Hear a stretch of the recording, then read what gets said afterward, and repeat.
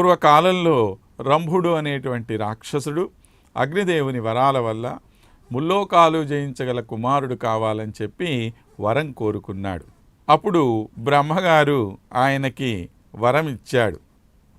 నువ్వు ఏ స్త్రీని కామిస్తే ఆమె వల్ల నీకు అమిత బలవంతుడు కామరూపి అయినటువంటి కుమారుడు కలుగుతాడు అన్నాడు. సరే, వరం పొందాడు రంభుడు. తిరిగి వస్తున్నాడు. చూడండి విధి విలాసం ఎలాంటిదో. ఎంతోమంది అందమైనటువంటి స్త్రీలు, అటు రాక్షస స్త్రీలు ఉన్నారు, మానవ స్త్రీలు ఉన్నారు, దేవకన్యకులు ఉన్నారు. అయినా ఎవరి మీద మనస్సు పోలా ఆయనకి. దోవలో ఒక గేదె కనపడిందిట ఆయనకి. ఆ గేదెని చూసి రమించాడు. రమిస్తే అప్పుడు ఆ గేదెని కలిశాడు. కలిసేసరికి ఏమైంది, ఆ గేదె సూలిదయ్యింది. సరే, ఆ సూలి అయినటువంటి గేదెని పట్టుకొని పాతాళలోకానికి పోతున్నాడు. పోతూ ఉంటే దోవలో ఒక ఎనుపోతు ఆ గేదెని చూసింది. గేదెని చూసేసరికి ఎనుపోతు కూడా దాని వెనకాల పడింది. మరి ఇప్పుడు దీన్ని కామించినటువంటి వాడు రంభుడు కదా, వాడు అడ్డొచ్చాడు ఆ ఎనుపోతుకి. ఈ ఎనుపోతు మహాకోపంగా వాడిని కొమ్ములతో కుమ్మేసింది. వాడి పొట్ట చీల్చి పడేసింది. చనిపోయాడు వాడు. ఈ గేదె మీద పడుతోంది. అప్పుడు అక్కడ చూసినటువంటి యక్షులు వచ్చి దున్నపోతుని అడ్డుకొని దీన్ని చంపేశారు. ఇప్పుడు ఆ గేదెతో రమించినటువంటి వాడు కదా ఈ శుంభుడు. ఇప్పుడు ఏమైంది, ఈ గేదెకి కొంత పూర్వజన్మ సంస్కారం ఉంది. అప్పుడు ఈమె ఏం చేసింది, ఈ రంభుడితో కలిసి సహగమనం చేయడానికి సిద్ధపడిపోయింది ఆ గేదె. వెంబటే అగ్నిలో దూకేసింది ఆయన దహనం చేస్తూ ఉంటే. ఈ దున్న ఎప్పుడైతే అగ్నిలో పడిందో అప్పుడు ఆ అగ్నిలో నుంచి ఎద్దు మొహంతో మహిషాసురుడు పుట్టాడు. ఆ అగ్నిలో పడినటువంటి రంభుడే రక్తబీజుడనేటువంటి పేరుతో ఆయన పుట్టాడు. ఈ మహిషాసురుడు మహాపరాక్రమవంతుడు. బ్రహ్మదేవుని గురించి గొప్పగా తపస్సు చేశాడు. అయ్యా, నేను చావకుండా వరం ఇవ్వము అని చెప్పి కోరుకున్నాడు. బ్రహ్మదేవుడు అదెలా కుదురుతుందయ్యా, పుట్టిన ప్రతివాడు చావాల్సిందే అన్నాడు. అంటే సరే, ఒక చిన్న షరతు పెట్టాడు. ఏమని, వాడి దృష్టిలో ఆడవాళ్ళంటే చాలా చులకన. నన్ను ఆడదేం చేస్తుంది, ఎలా చెప్పగలుగుతుంది అనుకున్నాడు. కాబట్టి సరే, ఆడదాని చేతిలో మాత్రం నాకు చావు ఉండేటట్లుగా వరం ఇవ్వమని చెప్పి కోరుకున్నాడు. ఎందుకని, ఎలాగూ వాళ్ళు వీడిని చంపలేరు కాబట్టి నేను ఎన్నాళ్ళైనా బతికిపోగలను అని చెప్పి వీడికి అతి విశ్వాసం. అలానే వరం ఇచ్చాడు మహిషాసురుడికి బ్రహ్మగారు. ఈ వరగర్వంతో బాగా మిడిసిపోతున్నటువంటి మహిషాసురుడు ఏం చేశాడు, భూలోకం మొత్తం జయించేశాడు. ఇక దేవలోకం మీదకి యుద్ధానికి బయలుదేరాడు. ఈయన బలాన్ని కొద్దిగా తక్కువ అంచనా వేశాడు అక్కడ ఉన్నటువంటి ఇంద్రుడు. కానీ తర్వాత గూఢచారుల వలన తెలిసింది వీడికి మహాబలం ఉన్నది ఇక్కడ అని చెప్పి ఏం చెయ్యాలి, కత్తరపడిపోయాడు ఆయన. అప్పుడు బృహస్పతిని సలహా అడిగాడు. బృహస్పతి అన్నాడు, అయ్యా బ్రహ్మ దగ్గరికి పోదాం పదండి అన్నారు. సరే, బ్రహ్మ దగ్గరికి వెళ్ళారు. ఆయన నాకేమి చేయాలో తెలియదయ్యా, వరం ఇచ్చిందే నేను, కాబట్టి శివుడి దగ్గరికి పోదాం పదండి అన్నారు. శివుడేమో నాకేం ఉపాయం తట్టట్లేదు, అందరం కలిసి విష్ణుమూర్తి దగ్గరికి వెళదాం పదండి, ఆయన అయితే బాగా మంచి సలహా ఇస్తాడు మనకి అన్నారు. కానీ ఎవ్వరూ కూడాను మహిషాసురుణ్ణి మేము చంపుతాము అని చెప్పి భరోసా ఇవ్వలేకపోయారు. ఎందుకని, వాడికి ఇవ్వబడినటువంటి వరం వీళ్ళందరికీ తెలుసు, వీళ్ళందరూ మగవాళ్లేగా. సరే, ఒకవైపు నుంచి దేవతల మీద యుద్ధానికి వచ్చేశాడు మహిషాసురుడు. వాడి సైన్యాధిపతులైనటువంటి వాళ్ళు చిక్షురుడు, బిడాలుడు, తామ్రుడు వీళ్ళందరూ కూడా దేవతలతో బ్రహ్మాండమైనటువంటి యుద్ధం చేస్తున్నారు. ఇంద్రుడు తన వజ్రాయుధంతో తామ్రుడిని మూర్ఛిల్లజేశాడు. అది చూశాడు క్రుద్ధుడు. కోపగిచ్చినటువంటి మహిషుడు ఏం చేశాడు, శాంభవి అనే మాయని ప్రయోగించాడు. ఆ శాంభవి మాయతోటి 1,000,000 మంది మహిషాసురులు అక్కడ వచ్చి యుద్ధం చేస్తున్నట్టుగా కనపడసాగింది. గత్తరపడిపోయారు దేవతలందరూ కూడా. అప్పుడు విష్ణుమూర్తి అక్కడికి వచ్చాడు. వచ్చి ఆయన తన చక్రాన్ని ప్రయోగించాడు. ప్రయోగించేసరికి శాంభవి మాయ పటాపంచలైపోయింది. తరువాత వీడి యొక్క మంత్రులైనటువంటి అంధకాసురుడు, భాష్కలుడు, మహామానుడు వీళ్ళందరితో కలిసి ఈ మహిషాసురుడు శివకేశవుల మీదే యుద్ధానికి వచ్చేసాడు. 1 రోజు కాదు, 2 రోజులు కాదు, 50 రోజుల యుద్ధం జరిగింది. శివకేశవుల్ని ఇద్దరినీ కూడా ముప్ప తిప్పలు పెట్టాడు ఈ మహిషుడు. ఒకసారి ఎనుబోతు రూపంలో వస్తాడు, ఒకసారి సింహ రూపంలో వస్తాడు. ఎప్పుడు ఏ రకంగా వస్తాడో తెలియదు. మాయావేషంలో వచ్చి శివుణ్ణి విష్ణువుని ఇద్దరినీ కూడాను ఆఖరికి ఆ యుద్ధం వదిలేసి పారిపోయేటట్లుగా చేసేసాడు. దేవసేన అంతా కూడా పటాపంచలైపోయింది. పోయాడు, కూర్చున్నాడు ఇంద్రుడి యొక్క సింహాసనం మీద. ఇక వీడి అకృత్యాలకు అడ్డు లేదు, ఎదిరించే సాహసం ఎవరికీ లేదు. అప్పుడు వీడి బాధలు భరించలేనటువంటి దేవతలు మునులు వీళ్ళందరూ కలిసి బ్రహ్మ శివుడితోటి శ్రీ మహావిష్ణువు దగ్గరికి వెళ్ళి, అయ్యా ఏ విధంగా ఆయన మహిషాసురుణ్ణి దునుమాడే మార్గం చూడమని ప్రార్థించారు. అప్పుడు ఈయన తనలో ఉండేటువంటి సంకల్ప శక్తితో ఒక అద్భుతమైనటువంటి తేజోరాశిని ఆవిర్భవింపచేశాడు. నీలవర్ణంలో వచ్చింది ఆ తేజస్సు. అలానే బ్రహ్మ నుండి ఒక తేజస్సు, శివుడి నుండి ఒక తేజస్సు, ఇంద్రుడు, అగ్ని, వరుణుడు, వాయువు, ఇలా ఒక్కొక్క దేవత నుంచి ఒక్కొక్క తేజోరాశి వచ్చి అందులో నుంచి ఒక అద్భుతమైన అందాల రాశి అయినటువంటి దేవి 18 చేతులతో బయటకు వచ్చింది. అప్పుడు విష్ణుమూర్తి అని చెప్పారు, మీ అందరి ఆయుధాలు ఆమెకు అప్పగించండి అన్నాడు. విష్ణుమూర్తి తన చక్రం ఇచ్చాడు, ధనస్సు ఇచ్చాడు, విలంబులు ఇచ్చాడు. శివుడు తన త్రిశూలం ఇచ్చాడు, అగ్నిదేవుడు తన శక్తి ఇచ్చాడు, వరుణుడు శంఖం ఇచ్చాడు, పాశం ఇచ్చాడు, ఇంద్రుడు వజ్రాయుధం ఇచ్చాడు, ఒక గంట ఇచ్చాడు, యముడు కాలదండం ఇచ్చాడు, బ్రహ్మ కమండలం ఇచ్చాడు, విశ్వకర్మ ఒక గండ్రగొడ్డలు ఇచ్చాడు. ఇలా అందరూ కూడా తమ తమ శక్తులన్నిటికీ కూడా ఒక ప్రతిరూపాలు సృష్టించి అవి ఆమెకు అర్పించారు. అలా వివిధమైనటువంటి నగలు వస్త్రాలు సమర్పించి 1000 సూర్యకాంతులతో వెలుగుతున్నటువంటి ఆ దేవిని దేవతలు, మానవులు, ఋషులు, మునులు అందరూ కలిసి ప్రార్థన చేసి, నువ్వు ఆ మహిషాసురుడి పీడ మాకు వదిలించు అని చెప్పి ప్రార్థన చేస్తే ఆమె ఒక వికటాట్టహాసం చేసిందిట. ఆ శబ్దం విన్నాడు అక్కడ మహిషాసురుడు. విని ఏమిటి ఆ శబ్దం, పోయి చూసి రండి అని మంత్రుల్ని పంపాడు.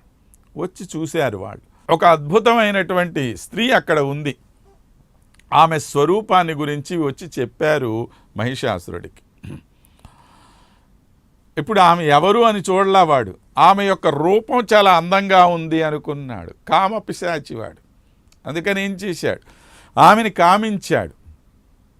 ఎలాగైనా ఆమెను వివాహం చేసుకోవాలని తన ప్రధానమంత్రిని ఆమె దగ్గరికి రాయబారం పంపాడు. అతడు వచ్చాడు, అడిగాడు, ఎవరమ్మా నువ్వు అన్నాడు. నేను దేవమాతని, మహాలక్ష్మిని అంది ఆమె. అని ఇదిగో నీ రాజైనటువంటి మహిషుడికి చెప్పు, వెంటనే లొంగిపోతాడా మంచిది, లేదా వాడి నాశనం దగ్గరలో ఉన్నది అని చెప్పాను. ఇతను వచ్చాడు, చెప్పాడు ఆ మాట. చెప్పేసరికి మహిషాసురుడికి విపరీతమైన కోపం వచ్చింది. తన మంత్రులందరినీ పిలిచాడు. అందులో తామ్రుడు అనేటువంటి మంత్రిని ఆమె మీద యుద్ధానికి పంపాడు. తరిమి కొట్టింది ఈ మహాలక్ష్మి. తరువాత దుర్ముఖుడు, భాస్కరుడు, చిక్షురుడు, తామ్రుడు, అశిలోముడు, బిడాలాక్షుడు, ఎంతెంతమందో మంత్రులు బయలుదేరారు, వచ్చారు. అందరూ ఆమె చేతిలో చచ్చారు. అయినా కూడా వీడి కామం తీరల. వాడే స్వయంగా యుద్ధానికి బయలుదేరాడు. 1000 గాడిదలు పూనిన రథం మీద మహిష రూపంలో వచ్చాడు. వచ్చేటప్పుడు మళ్ళీ సందేహం వచ్చింది, ఒరే నేను ఇలా ఎద్దు రూపంలో ఒక దునపోతు రూపంలో ఉంటే ఈమె నన్ను ఇష్టపడుతుందో లేదో, అందుకని అందమైనటువంటి యువకుడిగా తయారై వచ్చాడు. వచ్చినవాడు యుద్ధం చేయాలా, లేదు, కామప్రేలాపనలు మొదలుపెట్టాడు. ఆమె చెప్పింది, ఒరే నాయనా నువ్వు నాకు బిడ్డలాంటి వాడివి, పాతాళానికి వెళ్ళిపోని నిన్ను వదిలేస్తానంది. కానీ చావు మూడినోడు మాట వింటాడా, లేదు, యుద్ధానికి సిద్ధపడ్డాడు. ఘోరమైనటువంటి యుద్ధం. దేవి మీద క్రూరమైనటువంటి బాణాలు ప్రయోగిస్తున్నాడు. మధ్యలోనే ఖండించేస్తోన్నది ఈ తల్లి. ఆమె వాహనం సింహం తన పంజాతో కొట్టింది వాడిని. కొడితే ఆ కోపంతో వీడు కూడా సింహ రూపంలో వచ్చాడు. వచ్చి ఆ సింహాన్ని రెక్కేశాడు, అమ్మవారి యొక్క వాహనాన్ని. తర్వాత కాసేపు ఏనుగు రూపంలో, కాసేపు శరభ రూపంలో, ఇలా రకరకాల రూపాలతో యుద్ధం చేశాడు. చివరికి మహిష రూపంలోనే వచ్చి ఆమె మీద విరుచుకుపడ్డాడు. వికటాట్టహాసం చేసింది దేవి.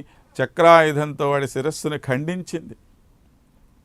దేవతలు, మునులు, యక్షులు, కింపురుషులు అందరూ కూడా అమ్మవారిని ప్రార్థన చేశారు. అలా జగదీశ్వరీదేవి మహిషాసురమర్దని అయి మనందరినీ కూడా రక్షించింది. స్త్రీ శక్తిని గౌరవించని వారికి ఒక చక్కని గుణపాఠం ఈ మహిషాసురమర్దిని యొక్క వృత్తాంతం. స్త్రీ పురుష సమన్వయంతో ఎంత మహత్కార్యాలు సిద్ధింపచేసుకోవచ్చో తెలిపేదే బ్రహ్మాది దేవతల సహకారంతో ఆవిర్భవించిన శక్తి స్వరూప వృత్తాంతం. అయిగిరి నందిని నందిత మేదిని విశ్వ వినోదిని నందినుతే గిరివర వింధ్య శిరోధి నివాసిని విష్ణువిలాసిని జిష్ణునుతే భగవతి హేషితి కంఠ కుటుంబిని భూరి కుటుంబిని భూరి కృతే జయ జయ హే మహిషాసురమర్దిని రమ్యకపర్దిని శైలసుతే అని శంకర భగవత్పాదులు అనుగ్రహించినటువంటి స్తోత్రరాజంతో ఒకసారి ఆ తల్లిని ధ్యానించుకొని తరిద్దాం. ఇది ఈ రోజున మనం చూస్తున్నటువంటి మహిషాసురమర్దిని యొక్క వృత్తాంతం. ఇక నవదుర్గల్లో 9వ దుర్గగా ఆఖరి అవతారంగా చెప్పుకునేటువంటి అవతారం సిద్ధిదాత్రి అవతారం అంటాం మనం. ఆశ్వయుజ శుద్ధ నవమి నాడు ఈ అమ్మవారిని పూజిస్తాం. సిద్ధి అంటే ఒక పని సిద్ధించడం, ధాత్రి అంటే ఇచ్చేది అని. భక్తులు కోరుకున్న పనిని తీర్చే అమ్మవారు కనుక ఈమెని సిద్ధిదాత్రి అంటాం. ఇహ సుఖాలని కాకుండా జ్ఞానాన్ని మోక్షాన్ని కూడా ఈమె ప్రసాదిస్తుంది అని భక్తుల యొక్క విశ్వాసం. పరమశివుని ఎడమ భాగంలో కొలువై ఉండే మహాశక్తి సిద్ధిదాత్రి అమ్మవారే. పరమశివుడు ఆమెను ప్రార్థించే తన శక్తులు పొందాడు అని పురాణోక్తి. తామర పువ్వులో కూర్చొని ఉండే సిద్ధిదాత్రి దుర్గాదేవికి 4 చేతులుంటాయి. ఒక చేతిలో కమలం, ఇంకో చేతిలో గద, మరొక చేతిలో సుదర్శన చక్రం, ఇంకో చేతిలో శంఖం ఉంటాయి. ఈ అమ్మవారిని ఆరాధించే వారికి బ్రహ్మజ్ఞానం లభిస్తుంది అని పురాణోక్తి. మానవులే కాక సిద్ధులు, గంధర్వులు, యక్షులు, అసురులు, దేవతలు కూడా సిద్ధిదాత్రి దుర్గాదేవిని పూజిస్తారు. ఈమెను ఉపాసించే వారికి కోరికలన్నీ సిద్ధిస్తాయి. విశ్వమంతా ప్రళయంలో మునిగిపోయి గాఢాంధకారం అలుముకుపోయిన సమయంలో ఎక్కడి నుండో ఒక దివ్యమైన నిత్యమైన ప్రకాశం వచ్చి నెమ్మదిగా అంతా వ్యాపించింది. అలా వ్యాపించిన ప్రకాశం ఒక చోట కేంద్రీకృతమై మహాశక్తిగా ఆవిర్భవించింది. ఆమె సంకల్ప శక్తి చేత బ్రహ్మ, విష్ణు, మహేశ్వరులు అనేటువంటి త్రిమూర్తులు సృష్టింపబడ్డారు. వారు ఎందుకు సృష్టింపబడ్డారో వారినే తెలుసుకోమని ఆజ్ఞ చేసింది తల్లి. వారు ముగ్గురు సముద్ర తీరాన కూర్చొని కొన్ని సంవత్సరాల పాటు తపస్సు చేయగా అదే ఆది మహాశక్తి సిద్ధిదాత్రి రూపంలో ప్రత్యక్షమయ్యింది. ఇప్పుడు ఆమె సరస్వతి, లక్ష్మీ, పార్వతి అనే ముగ్గురు స్త్రీలను సృష్టించి వీరికి భార్యలుగా ఇచ్చింది.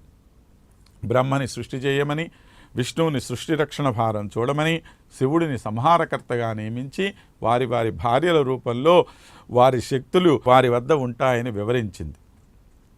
అంతేకాకుండా అష్టమహాసిద్ధుల్ని అనుగ్రహించింది. అవే అణిమ, మహిమ, గరిమ, లఘిమ, ప్రాప్తి, ప్రకామ్య, ఈశ్విత, వశిత్వ అనేటువంటి సిద్ధులు. వీటి ద్వారా వారు అతి సూక్ష్మమైనటువంటిది, అతి గొప్పదైనటువంటిది, అతి బలమైనటువంటిది, అతి తేలికైనటువంటి రూపాలు పొందగలరు. ఎక్కడ ఉండాలంటే అక్కడ ఉండగలరు, ఏది కావాలనుకుంటే అది చేయగలరు, అందరి మీద అధికారం పొందగలుగుతారు, అందరినీ తమ వశంలో చేసుకోగలుగుతారు. అంతేకాదు నవనిధులు, దశమహావిద్యలు కూడా అనుగ్రహించింది తల్లి.